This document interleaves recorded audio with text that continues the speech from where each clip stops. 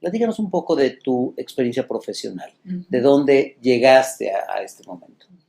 Bueno, yo trabajo en este momento en MIDEUC, ese es un centro de medición de la Universidad Católica de Chile, y específicamente yo dirijo un equipo que trabaja asesorando al Ministerio de Educación de Chile en el Sistema Nacional de Evaluación de Profesores que tiene nuestro país. Chile tiene desde el año 2003 una evaluación docente para todos los profesores de las escuelas públicas.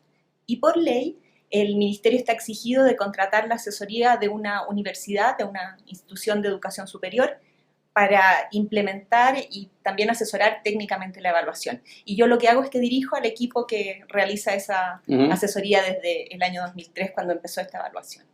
Antes, además, había trabajado en el Ministerio de Educación, en un programa que es bastante icónico en Chile, que es el programa de las 900 escuelas, y he trabajado también en docencia y en investigación. Ese es un poco... Bueno. Y ahora, ¿cómo te contactaron? ¿Cómo llegaste a relacionarte con el INE en México? Bueno, esta fue una relación más institucional. En algún minuto el INE tuvo interés en conocer la experiencia chilena. Chile yo creo que es uno de los países que dentro de nuestra región tiene una experiencia más amplia o más extendida en evaluación educacional. Entonces el INE estableció contacto con MIDEUC, el centro donde yo trabajo, nos visitaron y de ahí comenzó un intercambio que ha sido muy fructífero a lo largo del tiempo. Se han organizado de hecho 2 congresos latinoamericanos de medición y evaluación educacional, los COLME. Uno se hizo en Santiago de Chile y este año se hizo también acá en Ciudad de México. Así que por ahí empezó el intercambio. Okay. Y entonces participas en los consejos técnicos que se celebran cada 6 meses para ver hacia dónde vamos y qué hay que modificar. Una pregunta antes de pasar a tu artículo. ¿En cuál de los consejos técnicos estás participando tú? En el de evaluación de docentes y directivos. Ok. Ahora, quisiéramos preguntarte un poco. Platícanos del artículo que escribiste. Bueno, esta es una sección que se llama Poniéndose al Día y cuyo espíritu es poner en manos o al acceso de los profesores recursos que podrían servirles para su trabajo en el aula. El artículo que yo escribí específicamente es sobre el uso del portafolio como un método de evaluación en el aula. Los portafolios son una herramienta en educación que se ha usado desde hace ya 3 décadas y con distintos propósitos. Los portafolios se pueden usar para formación, para investigación, pero uno de los propósitos importantes es como un instrumento de evaluación de aprendizaje. Entonces lo que yo traté de hacer es un artículo bastante breve, pero que familiariza a un maestro o a una maestra interesada con las características básicas de un portafolio para ser usado como evaluación en el aula y algunas consideraciones importantes que hay que tener en cuenta para emplearlo. Este es un método de evaluación que es bastante innovador, podríamos decir, comparado con las evaluaciones tradicionales. Las pruebas de lápiz y papel que todos conocemos, las interrogaciones orales, las exposiciones. Este es un método de evaluación bastante distinto. Por un lado, es un método que está orientado a evaluar competencias mucho más complejas que las que pueden medir, por ejemplo, las pruebas tradicionales, las pruebas escritas tradicionales. También es un método de evaluación que involucra mucho más al evaluado. Un portafolio es básicamente una compilación de trabajos y de comentarios reflexivos de los estudiantes. Pero lo importante es que esos trabajos y esos comentarios reflexivos no son establecidos solamente por el docente, sino que son en parte elegidos por los estudiantes en base a la comprensión de sus propios procesos de aprendizaje, que es algo difícil de hacer con otros instrumentos de evaluación. Pero esto mismo hace que sea un instrumento más complejo de manejar, porque sus características no están tan establecidas como lo son, por ejemplo, las de una prueba de lápiz y papel. Entonces es muy importante que la profesora o el profesor que lo aplica tenga una comprensión profunda del instrumento. Primero, para que lo pueda aplicar en una situación apropiada, y segundo, para que lo pueda hacer sacando provecho de sus beneficios. Porque como todos los instrumentos, los portafolios, eso lo trato de mencionar en el artículo, tiene cualidades, tiene ventajas, pero también tiene restricciones.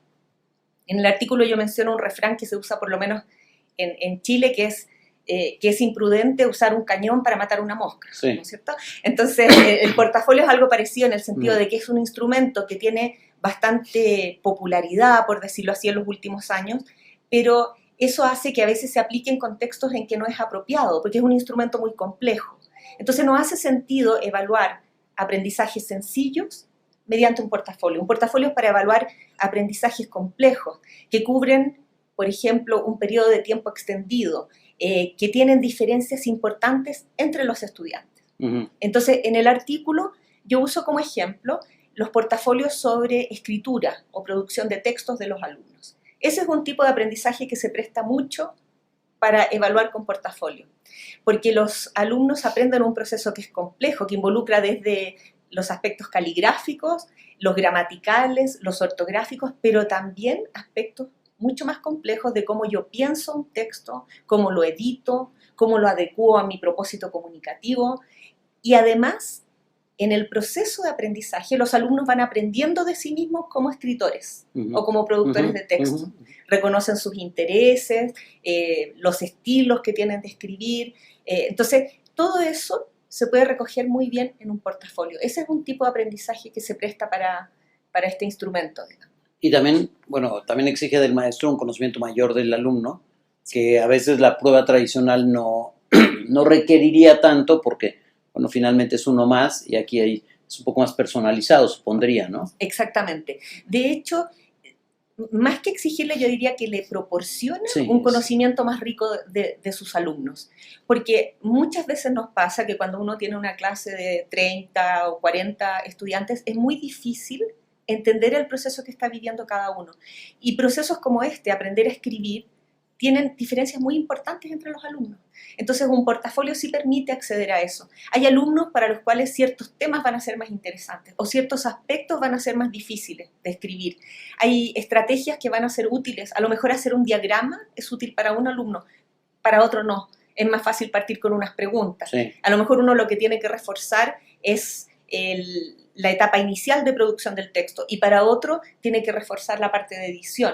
Entonces un portafolio permite reconocer esas diferencias y aprovecharlas para el aprendizaje. Sí, más que una exigencia es una herramienta que le puede a uno acercar a los alumnos más, ¿no? Exactamente. Sí. De hecho, corresponde a lo que en los últimos años en educación se llama, por contraste con la evaluación tradicional, que es una evaluación del aprendizaje. O sea, su propósito fundamental está orientado a establecer el aprendizaje logrado. Este es un instrumento que está más dentro de la corriente de evaluación para el aprendizaje. O sea, su propósito es ayudar a que el aprendizaje se produzca, se enriquezca, se profundice. Sí, más que estar solamente acotando para ver cuánto... Calificando, sí. Exactamente. Sí, ok. Sí. Pues te agradecemos mucho, sé que están trabajando muy arduamente con un horario muy, muy estricto, pero te agradezco que nos hayas podido dar estos 10 minutos para comentar un poco para la revista y además de darte la bienvenida, pues esperamos verte aquí muy frecuentemente ayudándonos a dirigir un poco hacia dónde va esto de la evaluación educativa. Muchísimas gracias. Y espero que aunque el artículo es cortito, entusiasme a algunos profesores a usar el portafolio en sus situaciones pedagógicas. Esa es la parte importante. Muy amables. Gracias.